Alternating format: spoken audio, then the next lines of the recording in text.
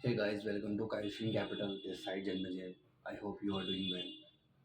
तो हमने बहुत सारी वीडियोस कवर कर ली, CC limit, working capital assessment, working capital term loan. अभी रिसेंटली हमने फोरक्लोजर चार्जेस के ऊपर वीडियो डाली थी कि जो आउटस्टैंडिंग अमाउंट होता है उसके ऊपर बैंक की जो बोर्ड पॉलिसी होती है उसके हिसाब से जो रेट डिसाइड होता है उसके हिसाब से आपके पास जो आउटस्टैंडिंग बैलेंस होता है उस पर आपका फोरक्लोजर चार्जेस अप्लाई हो जाता है. अब एक और चीज़ मैं लेके आया हूँ आपके लिए, कमिटमेंट चार्जेस. और कमिटमेंट चार्जेस क्या होता है आज हम उसको समझेंगे. बेसिकली आपने देखा होगा, जब आप किसी रिलेशनशिप में आते हैं आप किसी रिलेशनशिप में आते हैं तो ये मान लीजिए आप हैं और ये आपकी गर्लफ्रेंड है. ठीक है.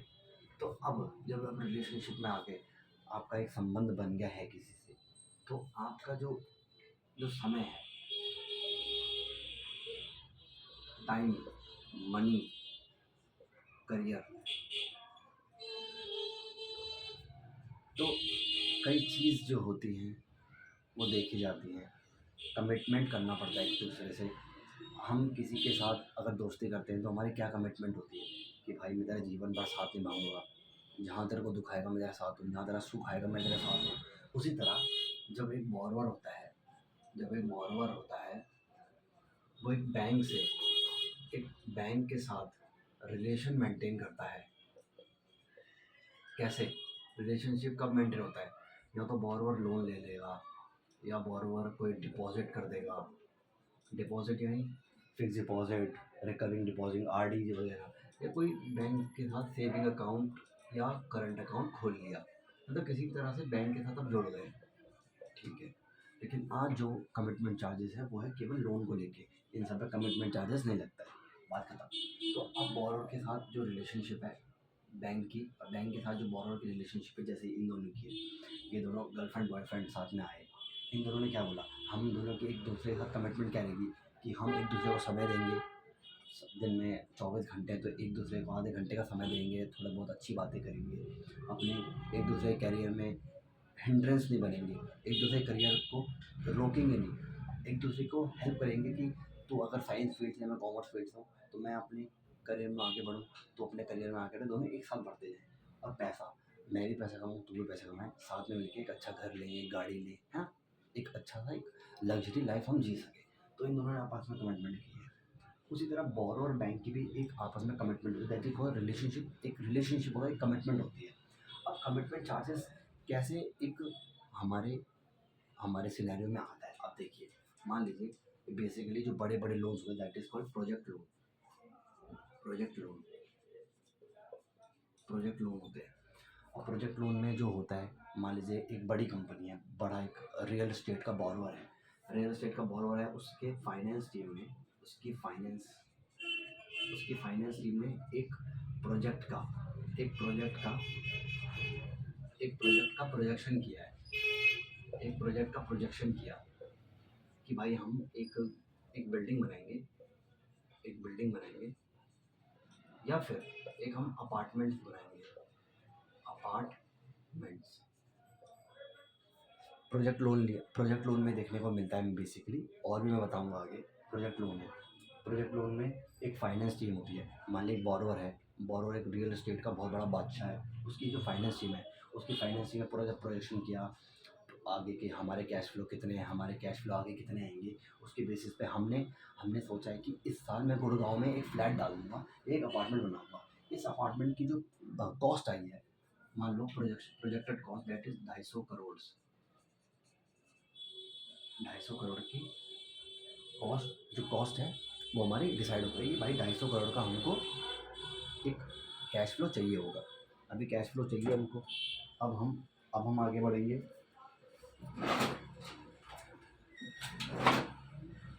तो अब ये डिसाइड हो गया कैश फ्लो. ठीक है. अभी कैश फ्लो डिसाइड हो गया हमारा कि बोरोर ने बोला है कि भाई हमारा अपार्टमेंट बनने में 250 करोड़ लग जाएंगे. ठीक है. अब उसके बाद हुआ क्या, अब ये जो बोरोर है, मान लो इसका नाम है real real states real estate नाम से एक बोरोवर है, वो मान लो एसबीआई बैंक के पास आया, एसबीआई बैंक के पास आया, उसने बोला भाई ये काम कर, मुझे ज़रूरत है 250 करोड़ लोन की, 250 करोड़ लोन की, that is for my project,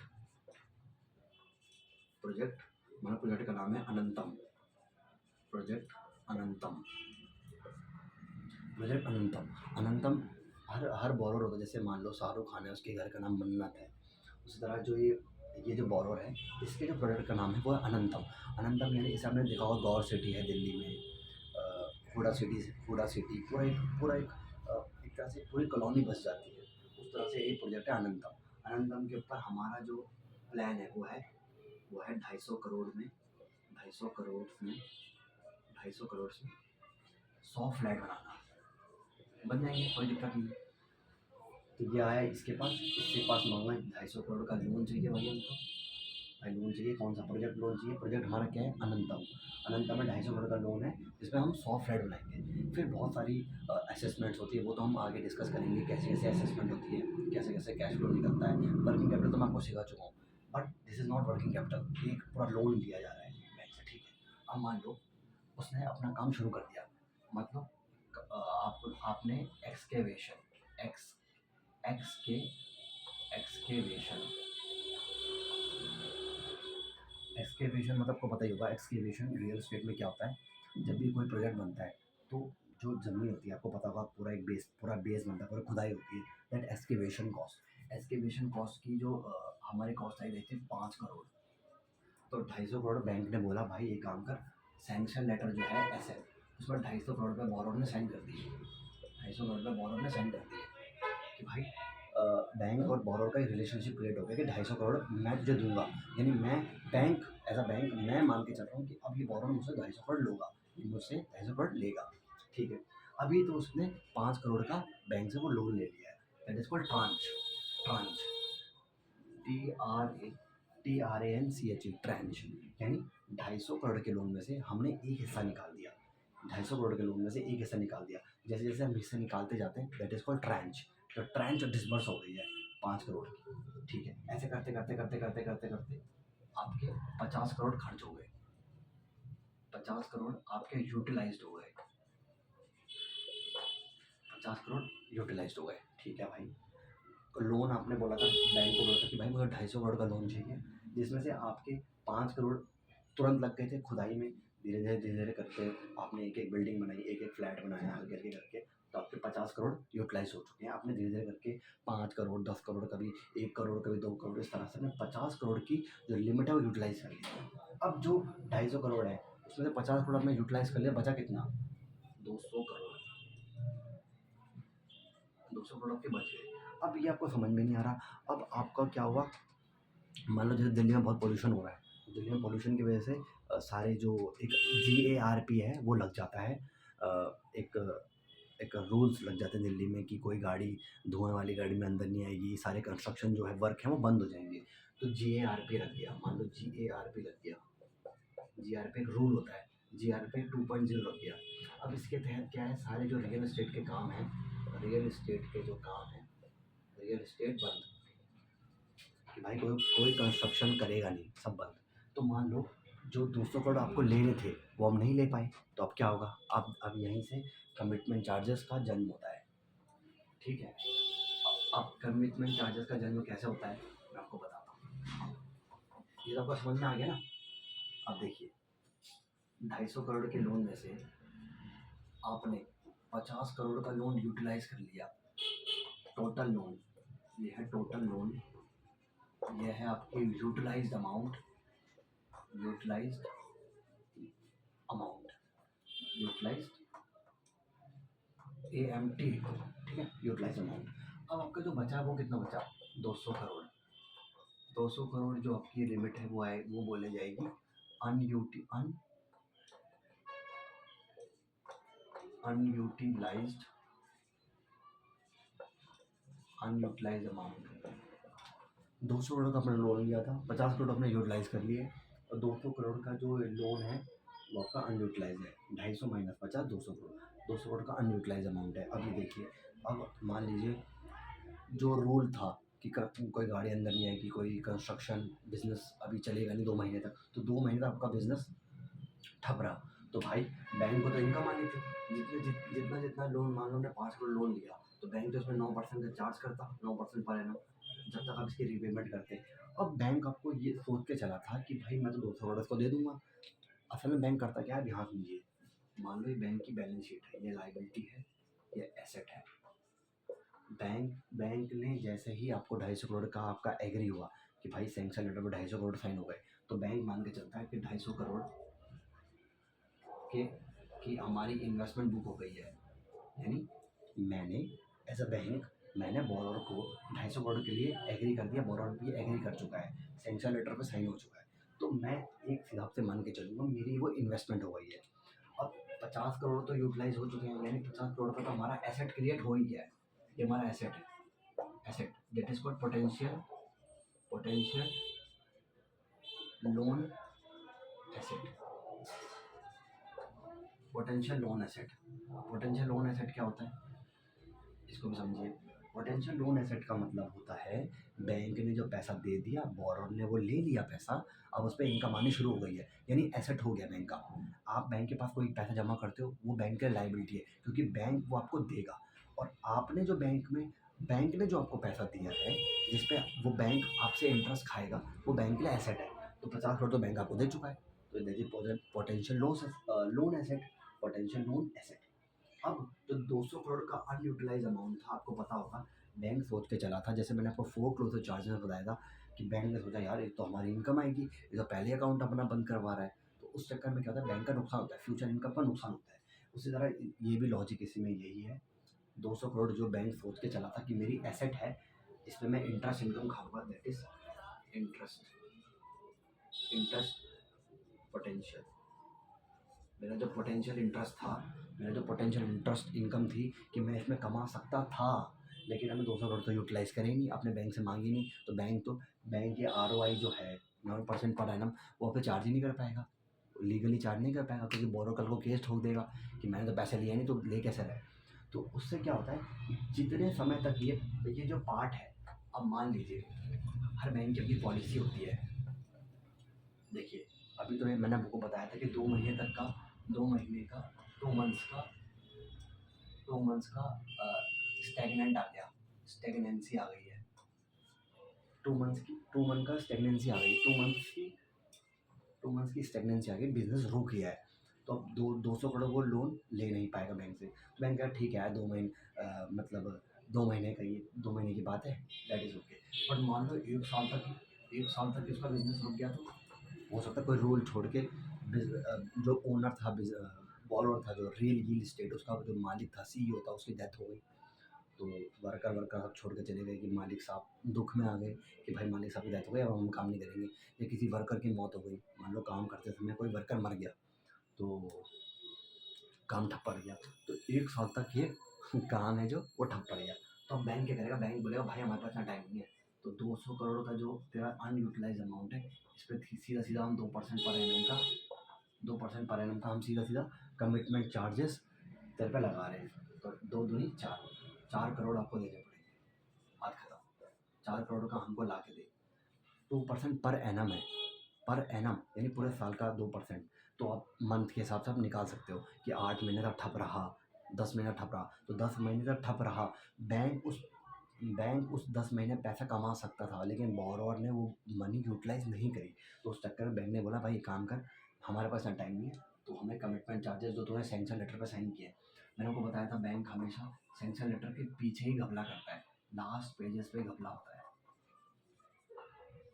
जो सैंक्शन लेटर में आपके प्रोसेसिंग फ़ीस होती है, कि भाई जैसे तो लोन लेगा, हम उसका 0.5 अमाउंट हम चार्ज कर लेंगे, वो भी हम समझेंगे, वो तो सबसे पहले पहले पेज पे लिख देगा, लेकिन जो आपके कमिटमेंट चार्जेस होते हैं, फोरक्लोजर चार्जेस होते हैं, ये हमेशा लास्ट पेज पे लिखे जाते हैं, आपको वो पता ना लगे, इसलिए हमेशा एडवाइज़र अपॉइंट कीजिए, जब भी ऐसे जब बड़े बड़े आप लोन लेते हो, तो बैंक आपको मूर्ख ना बना सके।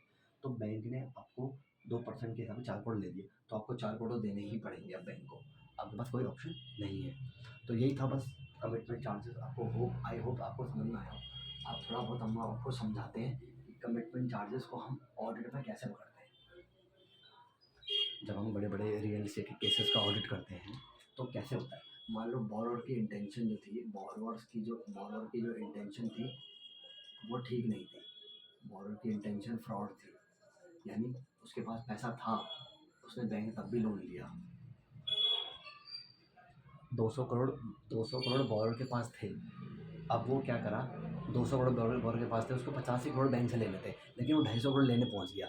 समझ रहे हो? तो बोरोवर की इंटेंशन थी कि मैं बैंक से लोन ले लूँ, मैं उसको उसी पैसे को किसी म्यूचुअल फंड में लगा दूँ या कहीं और लगा दूँ, जहाँ से मुझे 1% या 2% बैंक के इंटरेस्ट से, बैंक का जो इंटरेस्ट है उससे ज़्यादा मेरी एक अपॉर्चुनिटी कॉस्ट, मेरी एक रिस्क पैरिटी यूनिट हो जाए। मान लो बैंक का जो इंटरेस्ट है वो 9% पर एनम है और बोरोवर ने जहाँ लगाया वो 10% है, यानी 1% हमेशा वो बैंक से ऊपर रहेगा। उसके तो मज़े आ गए। कई बार बोरोवर की इंटेंशन फ्रॉड होती है, और मान लो उसको अपनी वैल्यूएशन बढ़ानी थी, बिजनेस की वैल्यूएशन हो गया, अपनी नेटवर्क हो गई। तो ये तो हम बहुत डेप्थ में समझेंगे बाद में, अभी अभी बस इतना समझिए इसको, ऐसा एज अ लेमैन मैं आपको समझा रहा हूँ कि आप पहली बार ये समझ रहे हैं। तो इस तरह समझिए, बोरोवर ने बैंक से लोन लिया और वो अपने बिजनेस में नहीं लगाया, वो अपनी ही लग्जरी में लगा दिया, अपनी नेटवर्थ बढ़ा दी, अपनी वैल्यूएशन बढ़ा दी। तो इस तरह से फ्रॉड देखे जाते हैं। बोरोवर के अगर बोरोवर की इनकम टैक्स रिटर्न देखी जाती है, बोरोवर की बैलेंस शीट देखी जाती है, तो उससे पता लगता है अच्छा इसकी तो इनकम 1 ही करोड़ थी, अचानक से इसकी इनकम 5 करोड़ कैसे हो गई, उसकी ITR कैसे बढ़ने लगी, इसकी बैलेंस शीट कैसे बढ़ रही है। तो उस तरह से देखा जाता है बोरोवर अपनी वैल्यूएशन बढ़ाता है, that is called short term valuation. Short term valuation जो बोरोवर है वो अपनी बढ़ा देता है लोन लेके, बैंक से लोन लिया, कहीं और इन्वेस्ट कर दिया। इसलिए हमेशा एंड यूज ऑफ फंड देखा जाता है। एंड यूज का मतलब होता है लोन लिया जो है, where it is being invested. Loan जो लिया है where it is being invested. और बेसिकली जो एंड यूज़ है वो एक चार्टर्ड अकाउंटेंट कंफर्म करता है बैंक को कि भाई इसने जो 5 करोड़ का लोन लिया था वो उसी पर्पस के लिए लिया है जो सैंक्शन लेटर पर से साइन किया है। मान लो बोरोवर ने बोला भाई मुझे मिट्टी उखाड़ने के लिए पैसे चाहिए, मैं मशीन ले रहा हूँ, वो मशीन उसने उस पैसे से खरीदी है, तो एक CA लिख के देता है सर्टिफिकेट में कि हाँ वो 5 करोड़ की मशीन इसने चाइना से मंगाई, इसने जापान से मंगाई है या स्पेन से मंगाई है। उस तरह से एंड यूज़ आता है। तो आई थिंक आपको अब समझ में आ गया हो कमिटमेंट चार्जेस क्या होता है। बैंक और बोरोवर का मैं क्रक्स में बता देता हूँ आपको, कंक्लूजन क्या है। बैंक और बोरोवर का रिलेशन होता है कि एक रिलेशन हम मेंटेन करके चलेंगे। बोरोवर ने बोला मैं तुझसे 250 करोड़ लूँगा, बैंक ने अपनी बैलेंस शीट, मान लो बैंक की जो बैलेंस शीट होती है, बैलेंस शीट वो है मान लो 5,000 करोड़ की, 5,000 करोड़ की बैलेंस शीट है। एसेट साइड मान लो, एसेट और लाइबिलिटी सेम होती है। 5,000 करोड़ की बैलेंस शीट में 250 करोड़ का जो लोन है वो बोरोवर ने बोल दिया भाई मैं लूँगा। बैंक खुश हो गई, यस अब 250 करोड़ पे हम 9% पर एनम के हिसाब से हम हर साल पैसा कमाएंगे, हर साल की ROI, हम रेट ऑफ इंटरेस्ट कमाएंगे। लेकिन तुमने 200 करोड़ बैंक से लिए ही नहीं, तुमने यूटिलाइज ही नहीं किए, तो बैंक का पोटेंशियल लॉस हो गया। पोटेंशियल एसेट, जो एसेट को क्रिएट करने वाला था उसका वो लॉस हो गया, बैंक की जो इंटरेस्ट इनकम है उसका लॉस हो गया। तो भैया अब क्या करें। तो इसीलिए बैंक कहता है कि भैया कमिटमेंट चार्जेस लगेंगे 2% per annum. Basically commitment charges होता है 0. जो कमिटमेंट चार्जेस जो बेसिकली रेंज होती है वो होती है 0.5 पर एनम से लेके 2% पर एनम। 2% पर एनम से ज़्यादा होगा तो भाई बोरोवर की हालत ख़राब हो जाएगी, अगर इससे ज़्यादा का वो होगा। और ये कमिटमेंट चार्जेस कहाँ होते हैं, ये होते हैं SL के लास्ट पेज पे। ऐसे यानी सैंक्शन लेटर में आपको बताऊंगा कि सैंक्शन लेटर कैसे कैसे बनता है, उसमें क्या क्या कंडीशन आपको पढ़नी है जब भी आप फ्यूचर में लोन लें, हाउसिंग लोन लें, कार के लिए लोन लें, वो हम समझेंगे। कैसे कैसे बैंक आपको मैनिपुलेट करते हैं उनके माइंड को, वो भी हम समझेंगे। तो कमिटमेंट चार्जेस का आई होप आपको समझ में आया हो कि कमिटमेंट चार्जेस इतने से इतने तक होते हैं, सैंक्शन लेटर के लास्ट पेज पे होते हैं। और जो बैंक का बोर्ड होता है, बोर्ड ऑफ डायरेक्टर्स, वो डिसाइड करते हैं। बैंक की जो बोर्ड ऑफ डायरेक्टर है, मैंने आपको बताया था फोरक्लोजर चार्जेस जो होते हैं वो भी 1% 2% के हिसाब से चार्ज किए जाते हैं आउटस्टैंडिंग अमाउंट पे। जो आउटस्टैंडिंग बैंक में चल रहा है, जिस दिन आपने बैंक में बोलने गए कि भाई मेरा अकाउंट बंद कर दो, मैं आपके पैसे मुँह पे मार रहा हूँ, आपने पैसे मुँह पे मारे, आप अकाउंट बंद करा रहे हो, बैंक बोलेगा रुक जा, एक काम कर रुक, तू मुझे पहले फोरक्लोजर चार्जेस का परसेंटेज दे, जितना तेरा बैंक में बकाया है उसमें 2% ठोकेगा बैंक, आपसे पैसा रिकवर करेगा, बैंक को अपने 2 लाख रुपए दिए, फोरक्लोजर चार्जेस दिए, बात खत्म, आपका अकाउंट बंद। उसी तरह ये भी है, कमिटमेंट चार्जेस, बैंक में आपका अकाउंट खुला रहेगा, उसमें अपना अकाउंट बंद कराया, इसमें बैंक का आपका अकाउंट जो है बैंक में वो खुला रहेगा, लेकिन आपको इतना कमिटमेंट चार्जेस का पैसा देना होगा, यानी 4 करोड़, 200 करोड़ की जो अनयूटिलाइज लिमिट है उस पर आपको 2% के हिसाब से पर एनम 4 करोड़ रुपए देने पड़ेंगे। तो आई होप आपको समझ में आया हो। आने वाली वीडियोस में हम समझेंगे सैंक्शन लेटर क्या होता है, प्रोसेसिंग फ़ीस क्या होती है, और कमीशन कैसे डिसाइड होती है, बैंक कैसे कैसे कमीशन डिसाइड करते हैं बैंक गारंटी के टाइम पे। So thank you so much and I hope you will do well in your life. आज के लिए तो इतना ही रखते हैं, और धीरे धीरे करके हम मल्टीपल बैंकिंग अरेंजमेंट क्या होता है, कंसोर्शियम क्या होता है, बस आने वाली है उनकी वीडियो, और वो भी बहुत डेप्थ में होगी। और ये जितना मैं आपको बता रहा हूँ कि आपको यूट्यूब पे कहीं नहीं मिलने वाला, मेरी गारंटी है, क्योंकि इन चीज़ों को एज एन ऑडिटर मैंने जो ऑडिट किया है और जो मैंने समझा है जिन चीज़ों को, वो मैं आपको बता रहा हूँ। और ये चीज़ ना आपको यूट्यूब बताएगा, ना आपको लिंक्डइन बताएगी, ना आपको कोई बुक्स बताएंगी। आप कोई सा भी कोर्स कर लीजिए, ये चीज़ें आपको बुक्स नहीं बताएंगी, ये चीज़ें हमेशा एक्सपीरियंस से आती है। मैंने जो बोर्ड की जो मैंने पॉलिसीज़ पढ़ी हैं, जो मैंने बोर्ड के एसओपी सर्कुलर्स पढ़े हैं, मैंने जो सैंक्शन लेटर देखा है, मैंने बोर्ड को रोते हुए देखा है, भाई बैंक में आके बोर्डर रोते हैं कि प्लीज़ हमारा अकाउंट बंद कर दो, हमें बहुत परेशानी हो रही है। तो वो भी समझेंगे कैसे कैसे होता है। तो आज के लिए इतने रखते हैं, थैंक यू सो मच।